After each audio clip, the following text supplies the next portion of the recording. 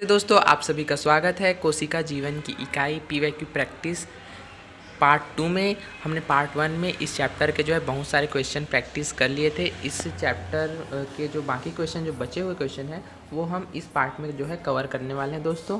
चलिए दोस्तों हम अपने क्वेश्चन की ओर बढ़ते हैं। मेरा दोस्तों आपका पहला प्रश्न जो आपसे ये कह रहा है कि पादप कोशिकाओं की राजधानी में जल घुलित वर्णक कौन से हैं। आपके ये ऑप्शन है दोस्तों, आपको सही ऑप्शन जो है कमेंट बॉक्स में देना है।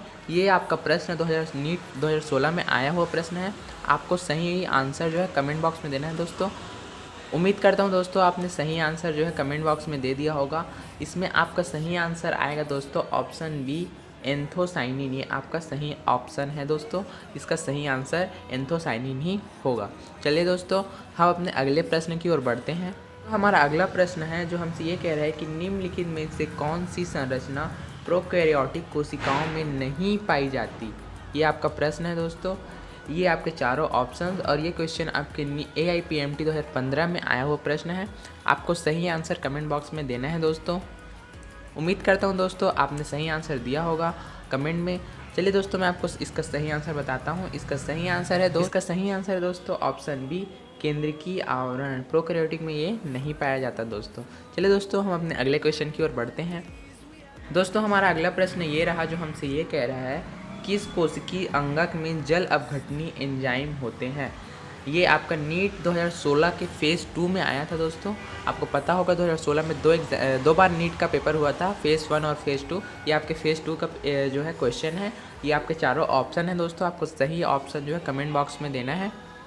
उम्मीद करता हूँ दोस्तों आपने सही आंसर दिया होगा और इसका सही आंसर है दोस्तों ऑप्शन ए लयन काय। जी हाँ दोस्तों ये आपका सही आंसर है। चलिए दोस्तों हम अपने अगले प्रश्न की ओर आगे बढ़ते हैं। तो ये रहा आपका अगला प्रश्न दोस्तों जो आपको कह रहा है कि गलत कथन को चुनना है आपको। ये आपके नीट 2016 के फेज़ 2 में ही आया हुआ प्रश्न है। तो ये चारों ऑप्शन है, आपको आराम से चारों ऑप्शन को पढ़ने हैं। आप वीडियो पॉज करके आराम से चारों ऑप्शन को पढ़िए और सही आंसर देना है। आपको कमेंट बॉक्स में इसका आंसर देना है। उम्मीद करता हूँ दोस्तों आपने इसका सही आंसर दिया होगा। इसका सही आंसर है दोस्तों ऑप्शन बी जो है रोमक और झालर मुख्य रूप से जीवाणु कोशिकाओं की गतिशीलता के लिए होते हैं। यह ऑप्शन आपका गलत है। कि ये रहा आपका अगला प्रश्न दोस्तों जो हमसे ये कह रहा है कि निम्न कोशिकांगों के युग्म में किसमें DNA नहीं होता। ये आपका प्रश्न है। ये प्रश्न नीट 2019 में आया हुआ प्रश्न है। आपको चारों ऑप्शन को पढ़ने हैं और आपको सही आंसर कमेंट बॉक्स में देना है दोस्तों। उम्मीद करता हूँ दोस्तों आपने सही आंसर कमेंट बॉक्स में दे दिया होगा। चलिए दोस्तों इसका मैं सही आंसर बता देता हूँ। इसका सही आंसर आएगा दोस्तों ऑप्शन सी लयन काय और रसधानी। प्रश्न दोस्तों जो हमसे ये कह रहा है कि कोशिका विभाजन के संदर्भ में ओमिनस सेलुला ई सेलुला की कल्पना सर्वप्रथम किसने प्रतिपादित की थी। यह आपका प्रश्न है और ये प्रश्न दोस्तों नीट 2019 में आया हुआ प्रश्न है। आपको चारों ऑप्शन पढ़ने हैं और सही आंसर जो है कमेंट बॉक्स में देना है। उम्मीद करता हूँ दोस्तों आपने सही आंसर कमेंट बॉक्स में दे दिया होगा। इसका सही आंसर आएगा दोस्तों ऑप्शन ए रुडोल्फ विर्चोव। इन्होंने ही ओमिनस सेलुला ई सेलुला की कल्पना की थी। ये रहा आपका अगला प्रश्न दोस्तों जो आपसे कह रहा है लिपिड के संश्लेषण के लिए प्रमुख स्थल है। ये आपसे पूछ रहा है और ये 2013 में आया हुआ प्रश्न है। AIPMT 2013 का प्रश्न है दोस्तों। आपको चारों ऑप्शंस पढ़ने हैं और सही आंसर कमेंट में देना है दोस्तों। उम्मीद करता हूं दोस्तों आपने कमेंट में सही आंसर दिया होगा। इसका सही आंसर है दोस्तों आपका ऑप्शन ए लिपिड संश्लेषण के प्रमुख स्थल है SER। चलिए दोस्तों हम आ चुके हैं अपने अगले प्रश्न में जो हमसे ये कह रहे हैं कि निम्नलिखित में से कौन सी एक संरचना कोशिकांग में कोशिकांग होती है। ये आपका प्रश्न है और ये प्रश्न आपके 2012 AIPMT में आया हुआ प्रश्न है दोस्तों। आपको चारों ऑप्शंस को आराम से पढ़ना है।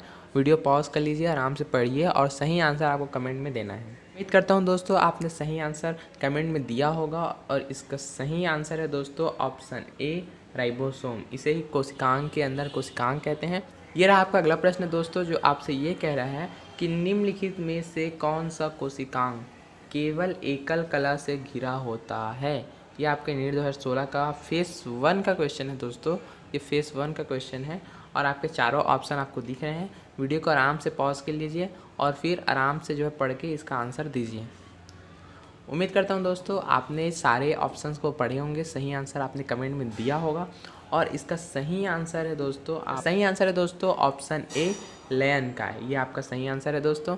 चलिए दोस्तों हम अपने अगले प्रश्न की ओर बढ़ते हैं। अगला प्रश्न ये रहा दोस्तों, जो हमसे ये कह रहा है कि कोशिकी की विभिन्न प्रकार की गतिविधियों का मुख्य क्षेत्र है, ये पूछा जा रहा है हमसे, और ये AIPMT 2010 का प्रश्न है। तो सही आंसर है दोस्तों आपका ऑप्शन डी न्यूक्लियस। ये आपका सही आंसर है दोस्तों। इसे हम केंद्रक भी कहते हैं, आपको पता होगा। चलिए दोस्तों हम अपने अगले प्रश्न की ओर आगे बढ़ते हैं। यह रहा हमारा अगला प्रश्न दोस्तों, जो हमसे ये कह रहा है कि अंतर्विष्ट कायों के विषय में निम्नलिखित में से कौन सा कथन गलत है। हमें गलत कथन को चुनना है दोस्तों। ये नीट 2020 का प्रश्न है। करता हूँ आपने चारों ऑप्शंस को पढ़े होंगे और सही आंसर जो है आपने कमेंट में दिया होगा। इसका सही आंसर है दोस्तों, आंसर होगा दोस्तों ऑप्शन ए, यह खाद्य कणों के अंतर्ग्रहण में शामिल होते हैं। ये आपका गलत कथन है, यही आपका सही आंसर होगा। उम्मीद करता हूं दोस्तों आपको ये वीडियो अच्छी लगी होगी, आपके लिए हेल्पफुल रही होगी ये वीडियो। ऐसी ही वीडियो जो है अगले चैप्टर्स के, इसके बाद जो है जो अगला चैप्टर है उसके जो है हम PYQ के वीडियो लाएंगे बायो के, और मैं कोशिश करूंगा कि मैं फिजिक्स और केमिस्ट्री के भी वीडियो ऐसी PYQ से रिलेटेड लाऊं। दोस्तों मिलते हैं नई वीडियो में। वीडियो अच्छी लगी तो लाइक कीजिएगा, और अगर आपका फ्रेंड जो आपकी प्रिपरेशन कर रहा होगा नीट की, तो उसे भी आप शेयर कर सकते हैं। और मिलते हैं नई वीडियो में।